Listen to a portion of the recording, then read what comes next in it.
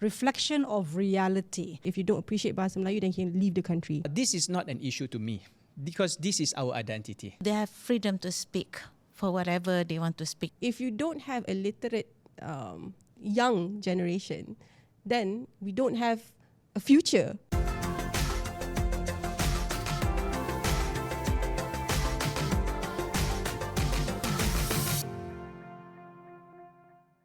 Hello everyone, welcome back to another episode of Beyond the Headlines, the go-to space for the top stories that made the headlines and more. I am Amalina Kamal. And I'm Juliana. Well, Parliament is back in session, but this time it didn't reopen quietly. Right, because no ceremonial autopilot, and the King's speech came with warnings, expectations, and very clear red lines. Corruption is described as a national security threat, unity framed as a governance issue, and MPs were also reminded that parliamentary privilege is not a license to inflame race, religion, or royalty. Exactly. So the Speaker immediately followed up saying 3R issues are off limits, discipline will be enforced, and then MPs are expected to focus on real policy, not theatrics. And at the same time, this parliamentary session could be one of the most consequential one in years. Why so? Because we are actually expecting reforms like the Ombudsman bill, a freedom of information law, limits on the prime ministerial terms, and separating the roles of the Attorney General and public prosecutor all in one pipeline. Now, of course, we will be discussing this on set today, but later in the show, we will also be expanding on the latest announcement of the National Education Plan 2026 to 2035. Now, that's an extension to what has ended last year because obviously we have another 10 more years to go and beyond. And what a lot of critics actually have said that while this particular plan is described as ambitious, it's also even disruptive. Now, we'll be exploring whether or not this particular blueprint actually confronts the real structural weaknesses, or is it just a way for us to just rely on policy alone to, help solve our deeply rooted problems? Right. So the question now is, are we finally seeing institutional reform match the rhetoric? Or is this another moment heavy on intent but light on delivery? We're unpacking it all today. But of course, for the first set in terms of what we're going to be discussing, the King's speech, right? We have our esteemed guests here on set. I'd like to introduce them. First up, we have constitutional law scholar, Datuk Dr. Shamrahayu Abdul Aziz. Welcome, Doctor, to Beyond the Headlines. Thank you. Now, next to Datuk Dr. Shamrahayu, we have MCA Youth Information Chief Neow Seong. Welcome once again to Beyond the Headlines. Thank you for the invitation once again. It's always great to have you here, both of you. This is not your first time, of course. Now, straight into the discussion, as I mentioned, we're going to be unpacking the King's speech and the reset for Parliament. Now, of course, the royal address here was not necessarily unusual, but it was firm, definitely, because it doesn't just focus on policy. It talks about conduct. It talks about behavior. And a lot of people, after that, has been quite emotionally riled as a result. But from a constitutional perspective, Dr. Shamrahayu, I go to you. Is this a sign that our monarchy is actually reinforcing norms in the elected leaders to reflect our constitution itself, which protects everyone? Yeah, that's many ways of looking at the speech from the throne. It is quite different from earlier speeches during the opening of the parliament. But what most important is that it explains the expectation of the monarchy. So it's based on whether it's on the within the constitutional framework. To my mind, all the aspirations or the important contents of the speech is actually within the constitutional framework. What makes different from the earlier speeches is because most of the time the speech of the Yang di-Pertuan Agong usually prepared by the government, and only the technical matters usually being ratified by the palace. But at for the current, the recent speech from the throne, it seems like there is an aspiration from the king himself about bahasa, about the responsibility of the members of the parliament. I think there's nothing wrong with the how do we address it as a reminder, aspirations of the His Majesty, or it just warnings, or is guide to members of the parliament. But most important to me as a constitutional law students is nothing against the constitutional framework, and is actually for the national our expectation, like unity and also the integrity of the government.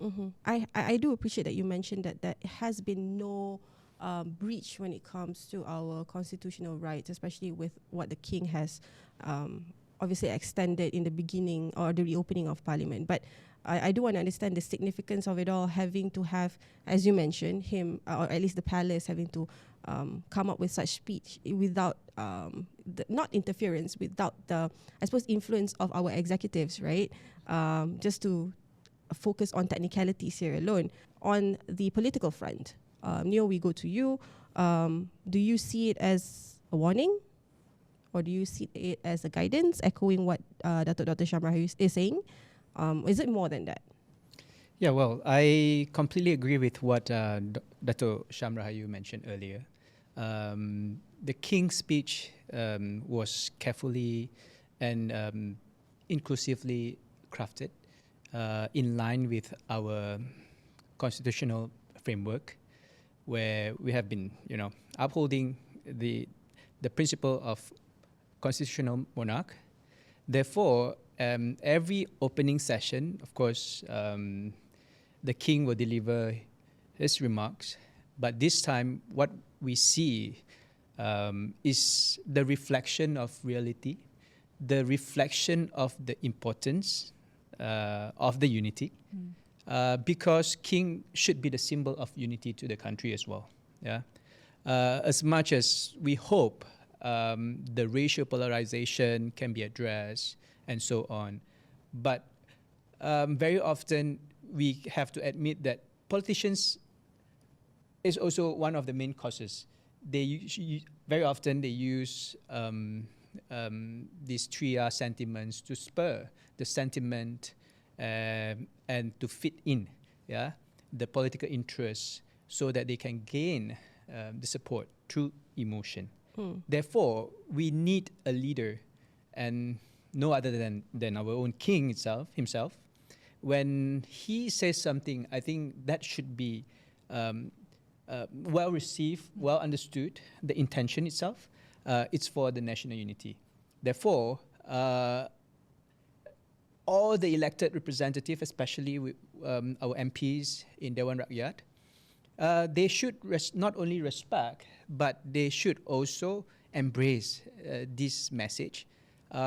We want to see, especially the younger generation, we want to see a more, not only inclusive, but it's more substantive debate, And at the same time, we also want to see more constructive debate that can help bring and carry this country forward, rather than, political rhetorics in the Dewan. Or very often we can see, up until the last session, we can still see some, I would say, immature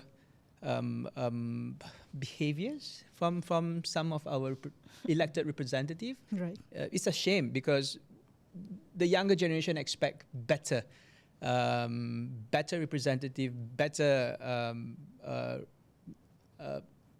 discussion, debate, so that we can come up with a more progressive, a more constructive policy for the nation.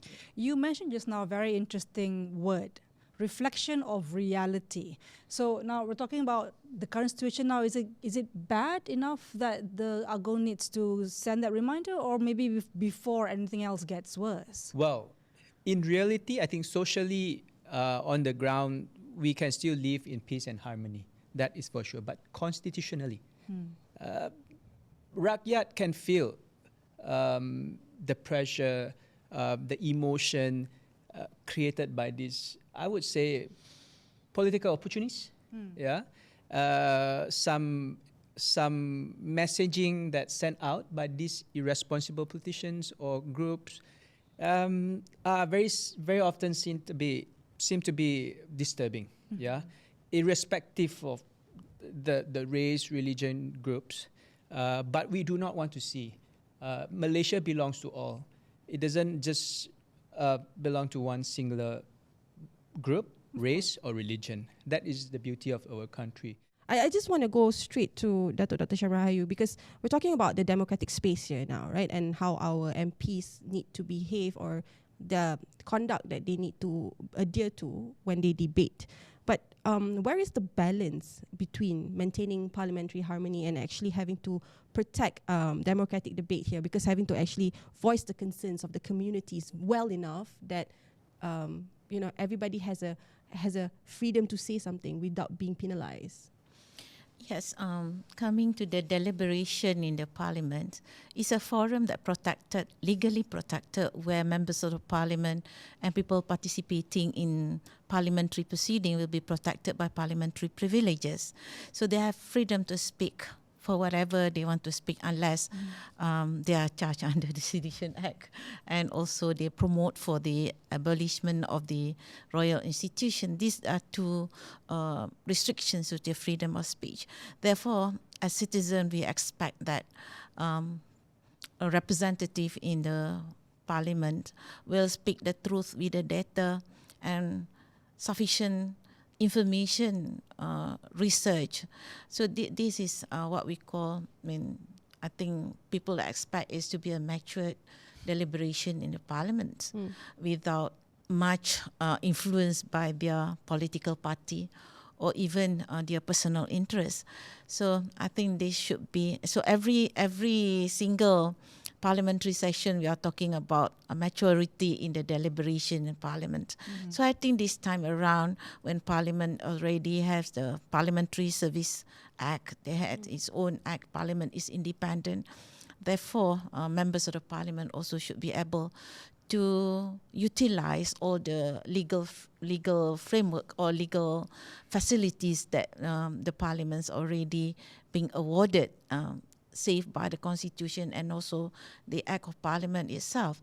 Therefore, probably in this Parliament section, debate, which is very, as you rightly said at the beginning of our session, that we think this is a very important Parliament sitting, since there, as announced by the Prime Minister, there will be some amendments to the Constitution in order to separate the Attorney General and Prosecutor General, for instance.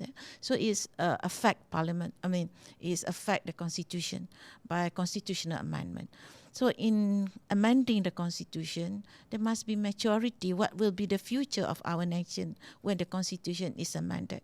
So amending the Constitution is like to repair what we have agreed those early days since we independent.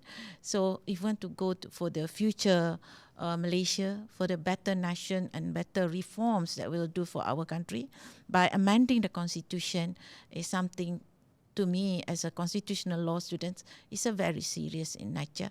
So we hope that the representative of the people will deliberate, will discuss with maturity. Well, the King also touched a little bit on, language and national identity here, right? A lot of Malaysians are split, or if not majority, there are some pockets of society that don't necessarily understand what the King meant by having to appreciate Bahasa Melayu as the national language. Because, of course, that particular statement is also coupled with a call or warning, however you want to say it. If you don't appreciate Bahasa Melayu, then you can leave the country. So some divisions take it to heart, right? And they debate about how the utilization of Bahasa Melayu has no attraction outside Malaysia, for instance. We go to Neow. At least as a representative of our youth or the younger generation, how does MCA Youth Wing actually view this? Or for you personally, how do you extend this messaging to the general public to ensure that the messaging that the King has actually shared is not taken out of context? Well, first of all, we have to look at the Bahasa itself. Every country has its own national language or languages, and it's already constituted. That Bahasa Melayu or Bahasa Malaysia is our national language. Therefore, this should be upheld, not only a communication tool, but it should be also deemed as a pillar for our nationhood and also unity. And I have been very consistently emphasizing on the importance of mastering our own national language, Bahasa, to all walks of life. Because we need to speak one language. We need a language that can unite everyone. Of course, this comes with also mutual respect for other languages in our multilingual society. Yeah. Therefore, we take this as a reminder, right? The importance of the younger generation, especially, to really appreciate, not to just have an exam, sit for examination and pass the Bahasa Malaysia, but also to appreciate our own language. And this not only, the message doesn't only go for the non-Malays, but also to the Malay society today. We can see people are some families I've seen themselves from their national language. Yeah, because we see some they speak English. Some Malay families also send their children to others international school, private schools, or Chinese school even. Yeah, so therefore, this is not an issue to me because this is our identity. You see. So what is more important is we need a language that can unite us, bring us together, and do not see this from the racial or political perspective. We should see it from the social perspective where we need a tool, a communication tool to bring the rakyat together. Like you said, it's the Bahasa Melayu. The Bahasa is supposed to be, it is our identity of the country. It should be a no-brainer.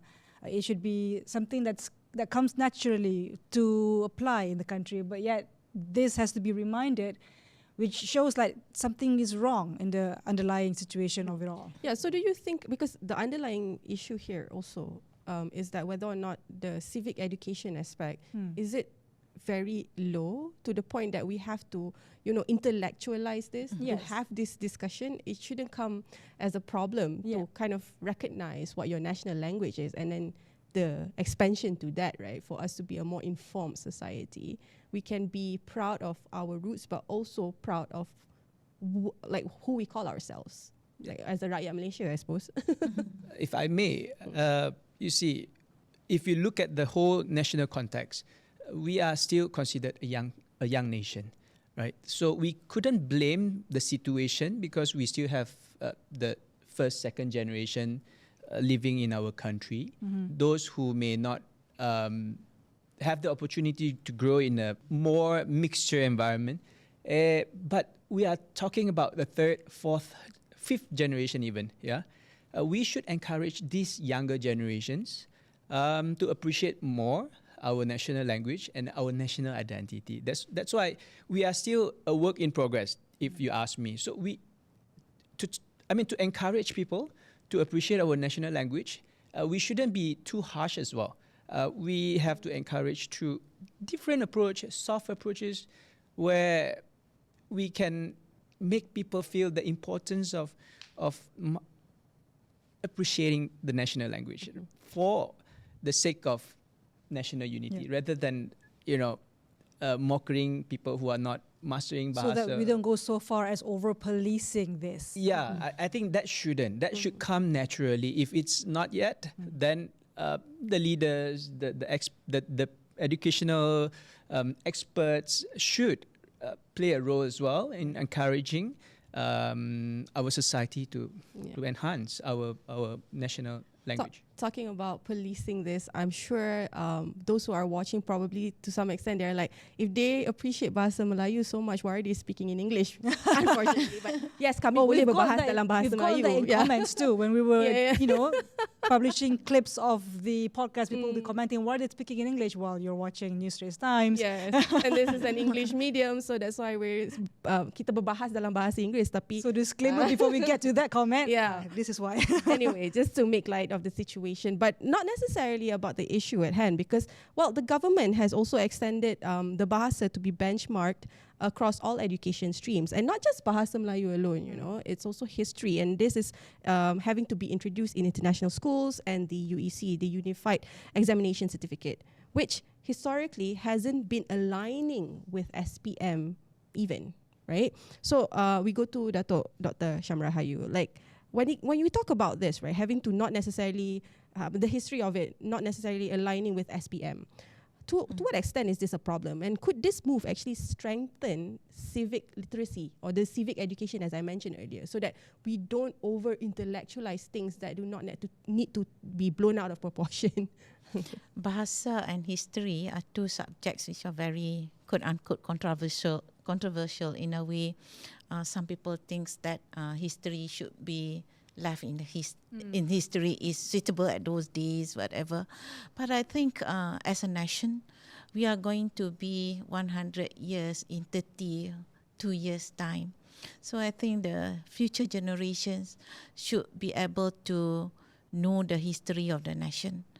And not only that, I think the history also should give us lessons and what will be our future. So by learning the history, we will frame our future nation.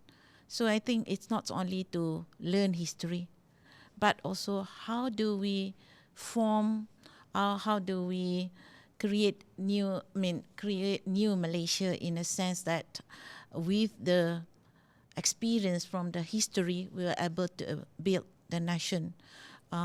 Let's say we have different races, although we come from different roots, but we are now living in Malaysia with an identity, with certain identity, which, as I always repeat, that what had been embedded in our norms, in our social and culture, and most importantly also what is embedded in our legal system.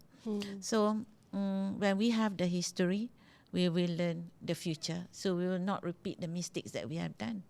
And secondly, Bahasa is an identity for a nation.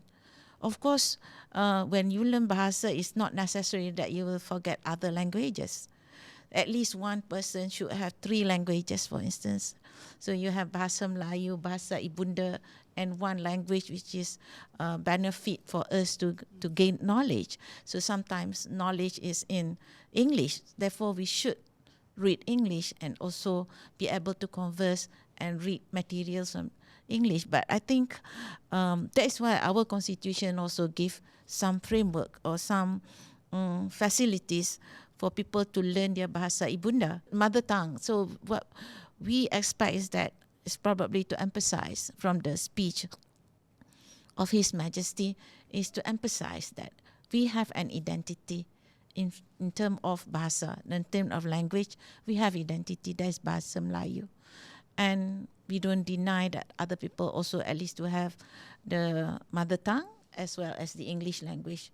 So it's macam memperkasa Bahasa Melayu dan mempelajari Bahasa Inggeris. Right. From Neow that I do want to get is that do you think the idea of lukewarm unity actually resonates across the youth today, and how can youth engagement be better in terms of reflecting, this push for unity, beyond symbolic measures? Well, if you look at the current generation, their lifestyle, it's completely different as compared to those days. We are entering into a digital era. Therefore, we could not just judge the current society based on what we see in reality. Of course, we have to go deep and understand more how they think and how they interact socially. And this involve not only through policy, but I think the parenthood, the community, and together with the politicians, I believe, have this shared responsibility.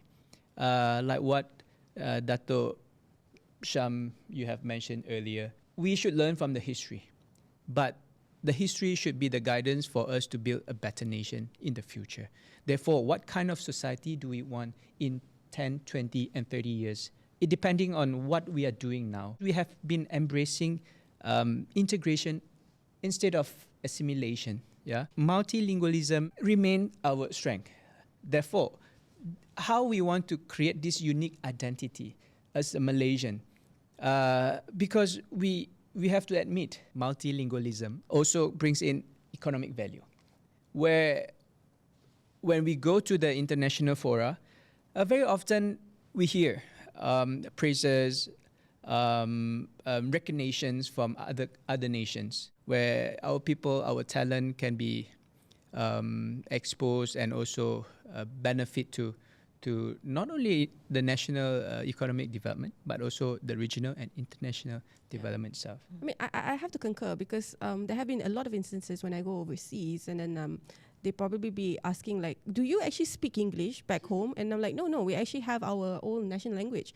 Oh, what is it? And then, when you give them a little bit of history lesson and they'll be like, oh, that's interesting. So is it generally everybody speaks two language by default? I'm like, yeah, to some extent. But of course, it's practice, right? And it also depends on your peers and who you, surround yourself with. And to some extent, they have third or fourth language, even if, and the fourth language is, of course, if they have an interest or the energy to take up that. But I think when things are being politicized to some extent, that is the actual issue that takes away from our appreciation towards our own roots, The identity itself that I mentioned earlier. Yeah. Now, so just still on the issue of social cohesion, because the government is also expected to conduct a survey on this, right? But what would a survey do to actually resolve the problems of unity that is being transpiring today? And I mean, also having to be divided because of, social media, because sometimes the rhetoric thrown on social media is not necessarily true when interpersonally with things on the ground. As you were saying that a current era, everybody goes to the media, So for social cohesion, most important, like we have negaraku, lagu negaraku ke, or bendera ke, and language ke, these are the national identity. I think the social cohesion can be developed by having this national identity, and bahasa is one of it. So probably education system also can help us to build a stronger Malaysian nation for the future, and probably whatever that we develop in the education, although we have different medium in education, and like people are discussing on UEC, and now we are making compulsory in the subject of history and bahasa. I think this is a good move in education plan for Malaysian to have a identity to ensure that Bahasa Melayu be the anchor of the nation. So I think it's apart from the parenting of parenthood, we must also have a very firm education system that ensure all the matters relating to national identity that relates to social cohesion can be achieved. Still on things that have been discussed or expected in Parliament, but more on the technical side, moving away from the idea or concept of unity and national identity. Of course, earlier we mentioned that there are going to be big reforms coming soon. One of it is the AG and PP separation, PM term limits, Ombudsman, and the FOI law, not in order of priority, of course. But constitutionally, Doctor, which of these actually is the most significant to you, and which of these would be having faced a lot of resistance, at least in terms of the realization, do you think? The four matters or four main reforms or introduction of new law, these have been discussed for many years ago. But most important is like combining the Biro Pengaduan Awam and EAIC to become ombudsman is also important to give people to give people the opportunity to ensure that people in power or the authority are people with integrity. And similarly, the reforms to separate AG and prosecutor is also to show that the government is serious in ensuring there's no conflict of interest between the advisors to the government, that is Attorney General, and also the prosecutor. So there's sometimes a conflict of interest between these two posts. And freedom of information is probably among the most important reform, because whenever people wants to get the information, they can go to the agency and request for the information. And Ombudsman will be the institution to become the oversight body of sorts to oversee this kind of things. So I think all four are interrelated. All four bills will be interrelated, and there will be huge reform. And that including, as I mentioned earlier, is amendment to the Constitution. But freedom of information of law, FOI, is quite a frequently debatable subject very recently. So what do you think, like how long do you think people will be able to accept or almost say adapt to the idea of having that? I think some states like Selangor and Pulau Pinang, they already have the law. Therefore, I think the lessons from those states will be kind of guide or what we call as lesson that we can learn. I think people wants to have this freedom of information to ensure that the public servants also will be accountable to whatever they do. Thank you. So, Ombudsman's freedom of information and the prosecution will be. I think people should be ready for these changes, because it's since 2018 the changes had been deliberated, and the Prime Minister's Department, especially on the law, bahagian hal ehwal undang-undang, they have conducted research for many years, and they will come out with the bills that will benefit all people. Neow, a question for you actually. So recently the King described corruption as a national security threat. Yeah. So from a constitutional standpoint, what do you think are the main institutional bottlenecks that prevents effective anti-corruption measures? And on top of that, do younger Malaysians particularly actually believe in anti-corruption efforts today, or do they see it as just a lip service? If you ask me, I can 100% tell you, surely telling you, everyone, young people really hate corruption. This is the main agenda, should be taken seriously by the government, by everyone.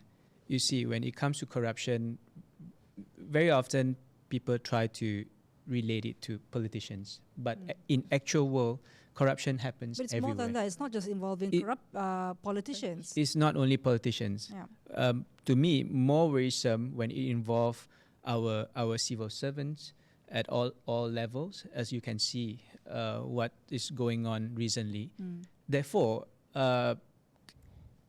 anti-corruption efforts doesn't really just lie on the politicians. Yeah. We need general public awareness. Everyone has the responsibility. Anti-corruption is not only how we punish those who receive bribery and so on, but the value itself.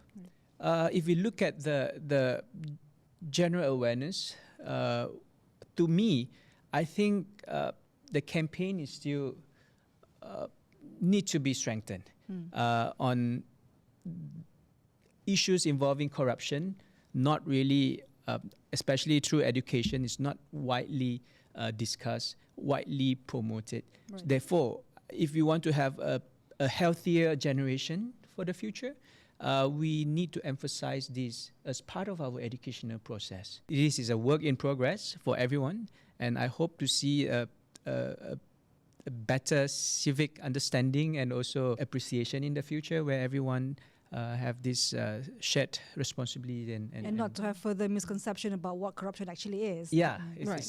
Well, to be fair, if you notice outside, on social media itself, a lot of the advocacies against corruption is also done by our youth. And I think, social media being a platform that they are able to vocalize how they feel, how certain, I suppose, scandals tarnish the nation's image. I mean, to some extent, it's nice to see how they actually really care about how, the trajectory or the image of the country is being perceived outside, right? If you don't have a literate young generation, then we don't have a future in a way, right? Probably we're I suppose theocratic in a certain way because we don't question, we don't engage in the debate. But the real question here still remains: how do we ensure whoever is appointed at the top, or at least at the MP level, is able to reflect certain good conduct? Yeah, that's why I think it's very important, good governance and transparency. This advocacy works shouldn't be seasonal. It should be ongoing. And therefore, I encourage whoever, NGOs and civil societies, to continue advocating this issue, anti-corruption efforts. And meanwhile, the political parties should also get involved, participate in those efforts, work together hand in hand to create not only public literacy on good governance, but also on anti-corruption efforts. As I mentioned earlier, this should be a shared responsibility to everyone. As a law student, I would say everything cannot be solved by legal provisions, because in developing a nation, we should develop the inner self of the nation, meaning to say the education, the formal education or informal education. We are not talking about legal perspective only. We are talking about the sociological perspective of how Malaysian will face challenges like corruption, like lack of education, lack of appreciation to the national identity. Therefore, I would think that everybody, every walks of life will contribute to the development of the nation. And we should not wait till we can penalize them from in the form of criminal law. Right. Education is the best. And what kind of education? Many people believe that religion is among the important aspect to. Every religion advises us to do good things and be good to everyone. So I think this is the main item that we must also focus. We have not only generation Z, yeah? So Alpha. We are entering alpha now. We're having alpha now. Yeah. After alpha is what? So alpha and beta generations, they should have the roots of their nation, meaning to say, let's say, history and education plays a very important role. And every one of us to have clean politicians, clean civil servants, and everybody should go back to the roots of their. If Muslim believe that the roots of their creation, what they are supposed to do is to do good things to all people. Yes. But with religion also, people have to be careful, because just because Indeed. you're religious, some people will think like, oh, he's definitely good, or they're definitely good just because you're religious. That's also play a part. Indeed, but the government plays a role to ensure that the teachings of the religion is, of course, we are entering another debate, but something is important to mention. The government also is responsible to ensure that everybody is accountable for what they do. And the entire people needs to understand the culture of nurture is equally important as the law involved when it comes to tackling. Law is the last resort. Understood. Law is just the compounding aspect, right? The guidance, but at the end of the day, we go back to the basic values. Right. What kind of values? Like Datuk mentioned earlier, I just want to add on, everything sets from now. If we really care for the alpha generation or beta generation, it's pretty much depending on what we are setting it now. If we set a good example, we set a good we set good values for them, I think then we can be very optimistic of our future. Or else, then we only have ourselves to be blamed.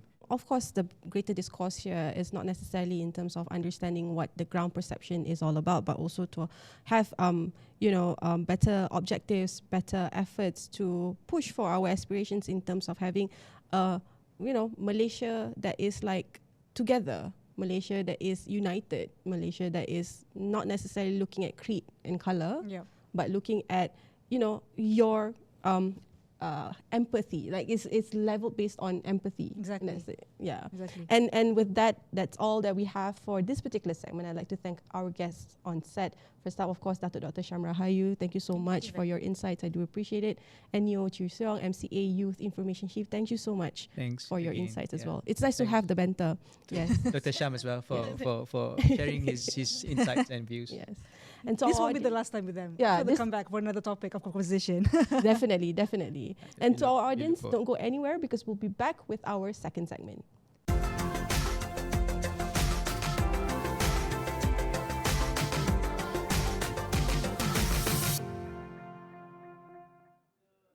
The Education Ministry has assured that teacher supply will be sufficient to support the rollout of the National Education Plan, or RPN, from 2026 to 2035, despite ongoing retirements in the public school system.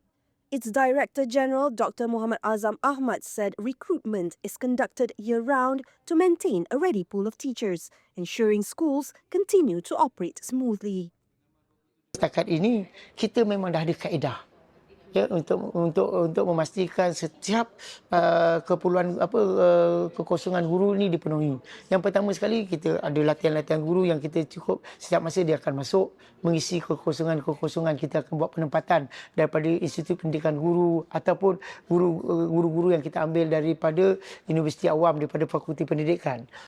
Azam said the ministry is also recruiting graduates without formal teaching qualifications, placing them under structured training before deployment, while contract teachers are used to meet immediate shortages. So kita bagi dia latihan, kita buat satu program diploma pasca pendidikan. Jadi dia belajar untuk 1 tahun untuk melengkapkan diploma pendidikan, lepas tu kita akan tempatkan. Habis tu kita ada guru yang kita ambil jadi ijazah. Dan kita ambil selepas temuduga kita dapati dia sesuai, kita jadikan dia guru dan darjah, tetapi masa cuti dia melengkapkan kursus diploma pendidikan dia.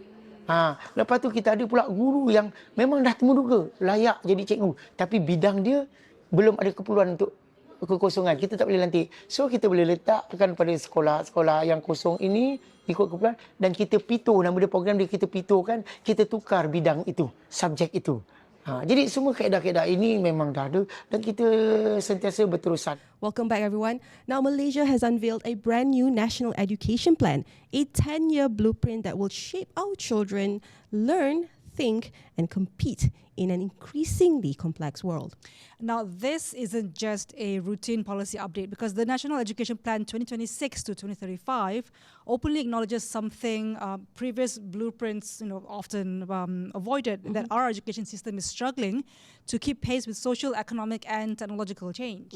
And among the headline reforms, earlier intervention in learning, new national assessments at key stages, a stronger focus on our foundational literacy, numeracy, STEM, and future-facing skills like digital literacy as well as artificial intelligence are all at play. Correct. Now, but the plan has also triggered debate, of course. Concerns are already being raised about school entry age, academic pressure on younger students, and whether teachers and schools are actually ready to deliver these reforms, right?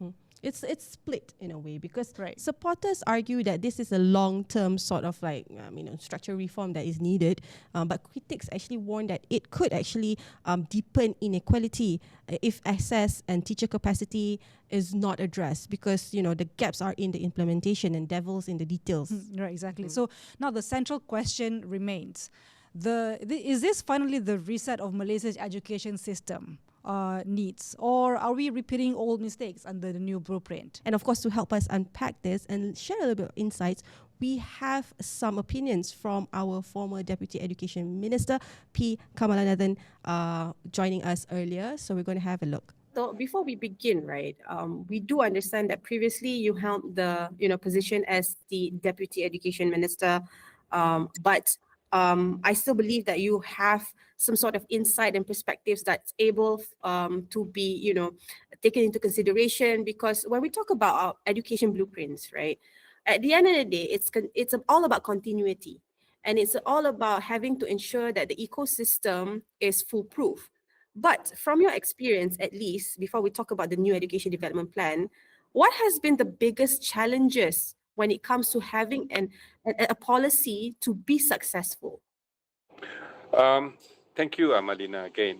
Well, yes, I was appointed as the Deputy Minister in the Ministry of Education in 2013.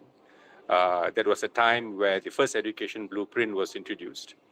We're talking about challenges. The biggest challenge we have always been the consistency in execution. We've always had a problem, the consistency in execution. Malaysia, for your information, has produced sound education blueprints. In fact, our first education blueprint was sought after from many other developing countries who wanted to do similar education blueprint. But what happened is, in our own education blueprint, frequent policy shifts, changes in leadership, and the most important thing, an uneven implementation at state and school levels often dilute long-term impact. And another key issue is the gap between policy design and classroom realities. What works on paper may not always be practical for teachers managing diverse student needs. And finally, the stakeholder buy-in, as I mentioned to you earlier, the stakeholder buy-in, especially from teachers and parents, must be sustained beyond an initial announcement phase. That means you not only have to get the buy-in from the parents and teachers before you make the announcement of an education blueprint, but it has to be consistent, sustained during the implementation as well. Then we go into the whole, blueprint having a certain runway period, right? So if we talk about the current one, the National Education Development Plan, it has about a 10-year runway period. Yes. And then the new policy is focusing on holistic student development, and which includes character building and having to also be up to date with the times, meaning digital literacy, or having to ensure that they have certain set of resilience is important. What advice would you offer to ensure its success? Nowadays, at this point of time, technology and all, academic achievement alone is no longer sufficient. Okay, we must remember, academic achievement alone is no longer sufficient in a rapidly changing economy. And besides that, what is important is character, ethics, adaptability, and digital literacy must be nurtured together. And to ensure success, these elements should be embedded into daily teaching practices, not treated as add-ons. I repeat this, you cannot treat this as add-ons, but it has to be embedded into daily teaching practices. And at the same time, schools must be given flexibility to contextualize programs, while the ministry ensures clear outcomes, teacher training, and measurable indicators of progress. The National Education Blueprint 2013-2025, which was launched in 2013, charted out this, education, learn from home and gadget-driven, technology-driven. It's something that we wanted to plan to happen in 2025, but blessing in disguise, fortunately or unfortunately, when COVID pandemic hit us, we have to bring forward all the technology introduction from classroom to home-based education. People started using gadget and all. So that was a blessing in disguise, because Malaysia had no choice but to bring forward the implementation of digital education and digital literacy. That has helped us, and this has to continue. And we must remember, the government needs to find a mechanism how to equip parents. Every home must have a gadget, but you must also remember, every home they don't have only one child. Sometimes they may have 2 or 3 child going to school, and how are they going to share this gadget? So the system has to make sure that not only the teachers but the parents also have a system so that they will be able to use digital education at home. again, we go back to, I mean, you talk about the environment and the ecosystem of the student learning, right? But the syllabus, the learning sort of socialization from teacher to student, what about that? Yeah. Because it's critical in education success or any sort of reform. It's critical, but for me, I call this as the heartbeat. Okay, if you don't manage this, the heart stops. Then the heart stops, the teaching stops. Then teaching stops, all the policy fails. So the teachers are willing to do a lot of stuff. Okay, but teachers need practical support. You just don't give directives to teachers. You cannot just, they will take, ambil arahan daripada kementerian, arahan daripada jabatan.